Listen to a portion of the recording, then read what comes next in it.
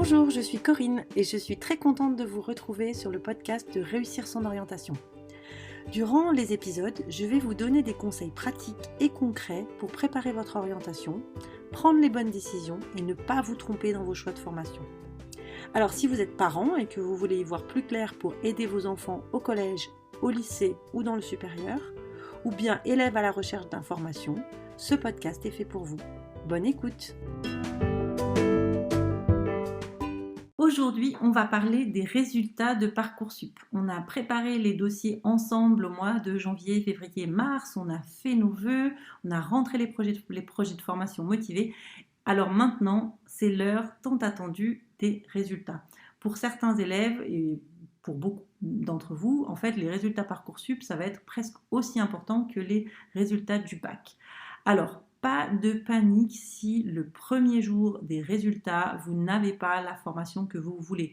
L'année dernière, la plupart des élèves que j'ai accompagnés n'ont pas eu la réponse, en tous les cas la réponse tant attendue, la réponse souhaitée le premier jour et c'est normal. J'ai pourtant toujours des élèves qui sont déçus, des parents inquiets qui m'appellent. Parcoursup, les résultats de Parcoursup, c'est pas un jour comme les résultats du bac. On a un peu tendance à le confondre parfois. Donc patience. Il se peut que tu doives attendre peut-être 3, 4 jours, 15 jours peut-être avant, voire plus.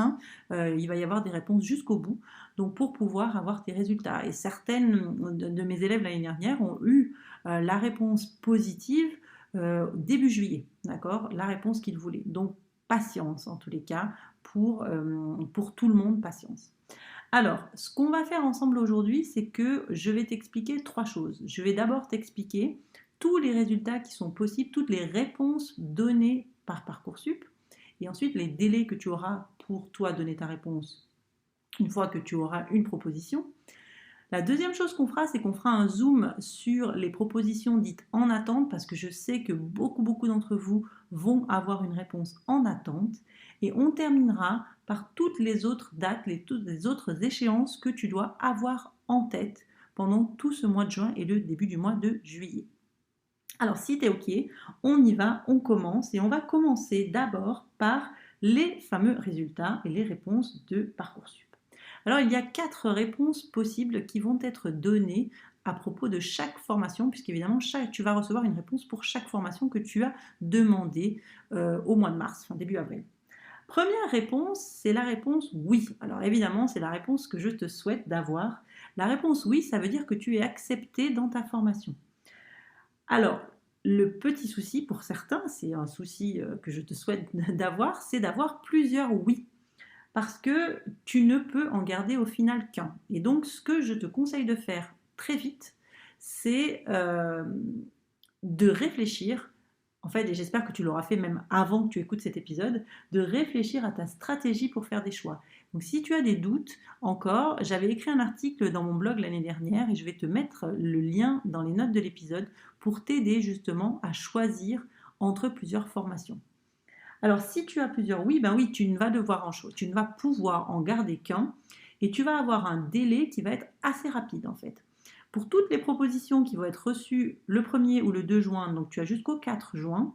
Pour celles qui sont reçues le 3 juin, tu auras jusqu'au 5 juin. Et à partir du 4 juin, tu n'auras que 48 heures, c'est-à-dire la journée où tu reçois ta réponse et le lendemain, avant minuit, tu devras avoir donné ta réponse. Alors c'est plus court que l'année dernière.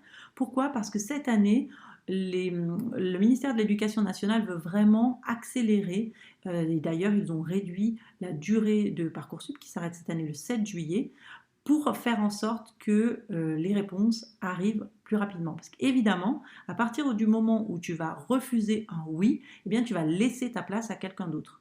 Donc là aussi, forcément, le processus va pouvoir avancer beaucoup plus rapidement. La deuxième possibilité, c'est un oui-si. Donc le oui-si, ce n'est pas forcément une réponse qui est très très commune, puisqu'en fait, c'est une réponse déjà qui ne peut être proposée que par les formations dites non sélectives, c'est-à-dire l'université, et encore certaines licences. Et c'est une proposition qui est faite à certains élèves, c'est-à-dire que si l'université estime que du fait de ton profil et de tes résultats, tu n'aurais pas forcément toutes les chances de réussir ta licence, alors on va te proposer une remise à niveau, un tutorat. Donc si tu as un oui-si, Si tu acceptes le oui si, ça veut dire que tu acceptes non seulement la proposition de la licence en 3 ans, mais tu acceptes aussi de faire cette période, en général d'1 an, de remise à niveau. Donc là aussi réfléchis, est-ce que c'est ce que tu veux? Est-ce que tu veux faire finalement une licence en 4 ans ou pas?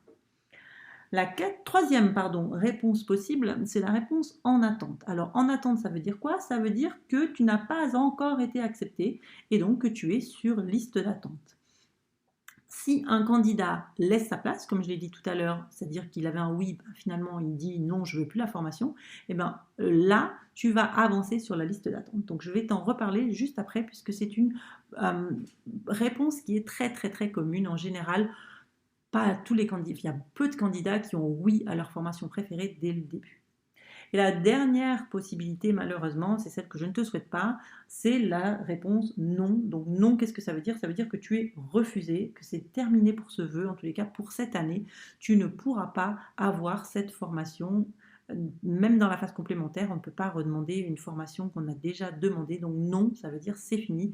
On tourne la page sur cette formation. Alors, on va venir maintenant dans un deuxième temps sur justement les vœux en attente. Alors, les vœux en attente, ça veut dire, quand tu vas recevoir un vœu en attente, tu vas recevoir pas mal d'informations chiffrées. Alors, première chose, si tu n'as que des vœux en attente, ben, tu n'as absolument rien à faire, tu dois uniquement continuer le processus de Parcoursup. Si tu as un vœu oui ou des vœux oui et des vœux en attente, tu vas d'abord choisir le vœu que tu veux conserver et tu vas ensuite dire les vœux que tu veux maintenir en attente. Alors j'imagine que même si tu as que des vœux en attente, tu peux aussi dire que tu ne veux plus les garder, mais en tous les cas, si tu as oui et en attente, tu vas préciser ce que tu veux laisser en attente. Alors quelles sont les informations que tu vas avoir, les informations chiffrées que tu vas avoir sur les vœux en attente? Tu vas d'abord avoir une première information qui va te préciser quelle est ta position dans la liste d'attente.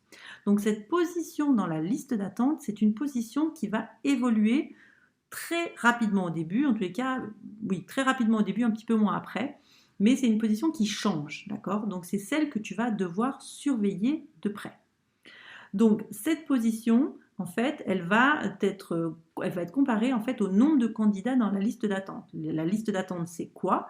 C'est les candidats qui n'ont pas encore reçu de proposition oui, et c'est des candidats qui sont comme toi et qui attendent que d'autres laissent leur place pour pouvoir avancer dans cette fameuse liste. Alors, tu vas avoir aussi dans Parcoursup des informations qui vont te donner un indice pour savoir si oui ou non tu as des chances d'être accepté dans cette formation. Et pour cela, tu vas regarder ta position dans le classement, c'est-à-dire que tu as été classé par la formation. Et cette position dans le classement, en fait, elle ne va pas évoluer. C'est une position qui est fixe, d'accord? Et ce que tu vas faire, c'est que tu vas comparer ta position dans le classement, et je dis bien, tu n'as pas ta position dans la liste d'attente, mais ta position dans le classement par rapport à la position dans la liste d'appel du dernier candidat qui a reçu une proposition en 2022. Donc c'est la dernière information qui t'est donnée justement dans la réponse Parcoursup sur les vœux en attente. Et donc là, tu vas regarder.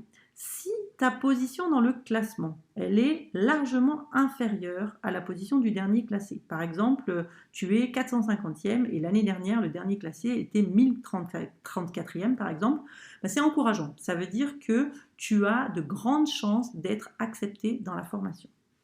Si par contre tu es largement supérieur, c'est-à-dire que tu es 3 millième et qu'il y avait le dernier classé était 1000e, alors là, de manière réaliste, tu vas te dire que bon, c'est un petit peu comme avoir reçu un non. Certes, tu es classé, mais tu as très très peu de chances d'être accepté dans cette formation. Il vaut mieux commencer à réfléchir à autre chose. Si par contre tu es proche, d'accord, c'est-à-dire que tu es vraiment autour, tu es par exemple 1012e et qu'il y a eu 1034 élèves l'année dernière, c'est la position, le même 1034e élève qui a reçu une réponse positive. Alors là, on ne sait pas, d'accord? L'année dernière, j'ai des élèves qui ont eu des positions très très proches, un tout petit peu en dessous, mais très proches, et qui n'ont pas eu des réponses positives. J'en ai d'autres qui l'ont eu. Donc là, il faut espérer, si c'est vraiment une formation que tu veux, mais il ne faut vraiment pas mettre tous ses espoirs dans cette formation en attente avec une position très proche parce que même si les valeurs vont changer un tout petit peu, elles ne vont pas changer vraiment de manière complètement extrême. Donc si tu es très proche, là aussi, commence à réfléchir à peut-être d'autres possibilités, mais continue quand même à espérer. Donc voilà, donc cette position en attente qui est quand même très commune, tu vas pouvoir de manière assez réaliste pouvoir juger si oui ou non tu as des chances d'être dans cette formation, accepté dans la formation. Mais je répète bien, si tu es très proche ou vraiment au-dessus, envisage peut-être une autre possibilité. Alors, dernière chose que je veux voir avec toi aujourd'hui, c'est les autres échéances. Donc la première échéance, c'est celle du 15 juin. Le 15 juin, c'est le début de la phase complémentaire. Alors la phase complémentaire, c'est quoi? C'est la réouverture quelque part de Parcoursup, c'est-à-dire comme Parcoursup, la même chose que tu as eu quand tu as dû faire des vœux, ben là Parcoursup réouvre et tout le monde peut postuler. Que tu aies des oui, des non, des oui si, des en attente, tout le monde peut postuler. Dans les faits, c'est vrai que ce sont plutôt les candidats qui ont eu des non et des réponses en attente uniquement ou beaucoup de réponses en attente qui vont postuler à nouveau. Alors, Parcoursup réouvre, il y a de nouveau une carte et cette fois-ci, sur Parcoursup, tu vas voir apparaître uniquement les formations dans lesquelles il reste encore des places. Tu vas pouvoir faire 10 vœux. Tu ne pourras pas postuler pour une formation pour laquelle tu as déjà postulé. Donc, comme je l'ai dit tout à l'heure, si tu as eu un non, c'est non. Tu ne peux pas recommencer. Tu vas devoir refaire un projet de formation motivé. Et là, je te le dis pour moi aussi, être de l'autre côté parfois, enfin de l'autre côté aussi et sélectionner des candidats d'un Parcoursup dans le cadre de mon BTS. On lit les projets de formation motivés des élèves en attente, des élèves de la phase complémentaire. Donc ne néglige pas ce nouveau projet de formation motivé. Ne reprends pas ton vieux projet de formation motivé en faisant un copier-coller. De la même manière que ça a eu de l'importance dans la première phase de Parcoursup, ce projet de formation motivée, il a de l'importance dans la phase complémentaire. Tous tes anciens vœux, entre guillemets, c'est-à-dire tes vœux en attente, et oui, ils sont quand même conservés, et tu as un délai à nouveau qui est très court pour pouvoir répondre. Donc de la même façon, réfléchis bien à ta stratégie. Donc première échéance, c'est le 15 juin. Deuxième échéance de cette année, c'est l'échéance du 30 juin, puisque cette année, c'est une nouveauté pour là aussi faire en sorte que les réponses arrivent plus vite et surtout que les candidats aient un petit peu la réponse qu'ils veulent, c'est que tous les candidats qui ont des vœux en attente vont devoir les classer entre le 30 juin et le 3 juillet. D'accord? Donc n'oublie pas, si tu as des vœux en attente, même si tu as déjà un oui et que tu es resté en attente, donc tu es resté en attente parce que tu n'as pas encore eu la formation de ton choix, il va falloir que tu classes tes vœux entre le 30 juin et le 3 juillet. Et la dernière échéance, bien évidemment, c'est le 4 juillet, c'est le résultat du bac. Parce qu'au moment où tu as les résultats de ton bac, eh bien, il va falloir que tu procèdes à ton inscription dans ton enseignement, dans ton établissement d'enseignement supérieur, dans ton inscription administrative, parce qu'un oui et la confirmation d'un oui dans Parcoursup ne suffit évidemment pas à valider ton inscription. C'est aussi à ce moment-là que tu vas pouvoir contacter ton établissement d'enseignement supérieur si tu as fait une demande de césure, d'accord, pour voir si l'établissement accepte ton vœu en césure ou si il ne l'accepte pas. Et dans ces cas-là, si ton vœu de césure n'est pas accepté, bien évidemment, il va falloir que tu t'inscrives pour cette année. Si aussi tu as postulé à l'étranger, c'est à ce moment-là que tu vas devoir valider tes vœux à l'étranger. Et donc, je t'incite évidemment à prévenir les formations pour lesquelles tu as dit oui en France et à te désinscrire pour ne pas bloquer des places inutilement, évidemment, puisque là aussi, sache que les places que tu bloques inutilement, c'est des places que les autres qui n'ont pas de formation pour l'instant ne pourront pas avoir.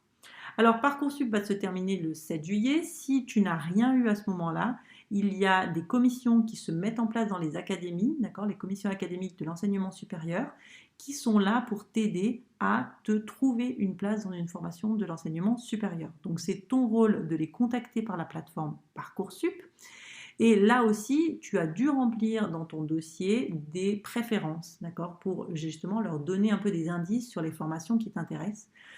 Tu as la possibilité à ce moment-là de les contacter et ils vont te guider, t'accompagner pour pouvoir te trouver une formation. Alors tu vois, il y a beaucoup de choses à faire et beaucoup de réponses à donner. Alors, un petit rappel quand même, et surtout peut-être pour diminuer le niveau de stress, c'est qu'il y a la possibilité, tu as le droit à l'erreur. C'est-à-dire que si jamais tu t'es trompé dans ta réponse, que tu as dit oui à une formation et non à une autre, et que tu te dis non mais je me suis trompé, ou que tu as oublié de laisser un vœu en attente alors que tu voulais le laisser en attente, tu as la possibilité de contacter Parcoursup par la plateforme avec la rubrique contact, ou de les contacter par le numéro vert. Alors, je te mettrai le numéro là aussi dans les notes de l'épisode. Tu as la possibilité, mais extrêmement rapidement. C'est-à-dire que tu ne peux pas dire 15 jours plus tard que finalement tu as changé d'avis. Tu as une journée pour dire je me suis trompé et les contacter. C'est ok, c'est possible. Tu as cette possibilité, donc ne panique pas trop par rapport à ton temps de réponse. Voilà. Alors, pour résumer, les résultats de Parcoursup, c'est oui, c'est non, c'est oui si tu es dans une formation qui peut être sélective où on te demande une mise à niveau et tu es en attente, d'accord ? C'est oui, c'est un seul oui. Donc réfléchis en amont à la formation que tu veux vraiment avoir. Classe un petit peu dans ta tête les formations que tu veux. Ensuite, au niveau du vœu en attente, c'est un vœu qui est très normal, c'est un vœu qui est logique. Et au début, sache que ça va évoluer assez vite. Donc pas de stress si tu n'as pas la réponse que tu veux au début.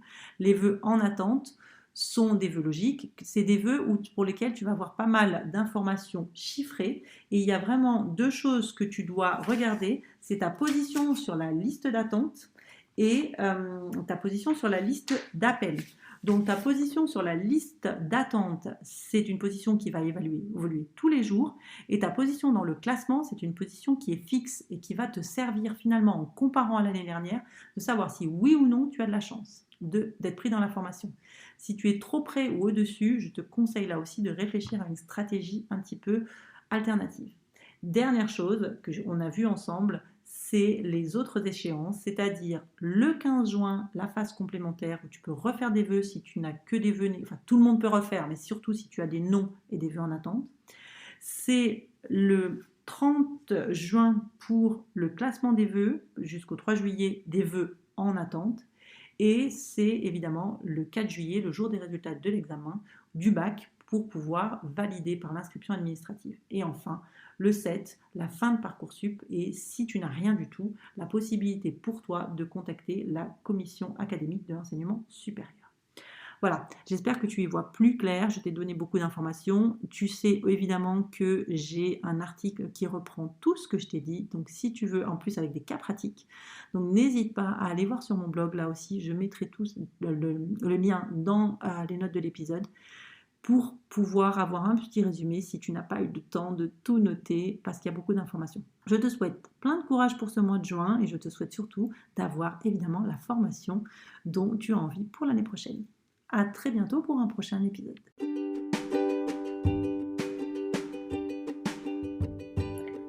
Voilà, j'espère que cet épisode vous a plu. N'hésitez pas à le partager et à vous abonner à ma newsletter où une fois par mois, je partage des informations sur l'orientation et je vous invite à des ateliers gratuits avec des thèmes très utiles pour vos enfants. À bientôt!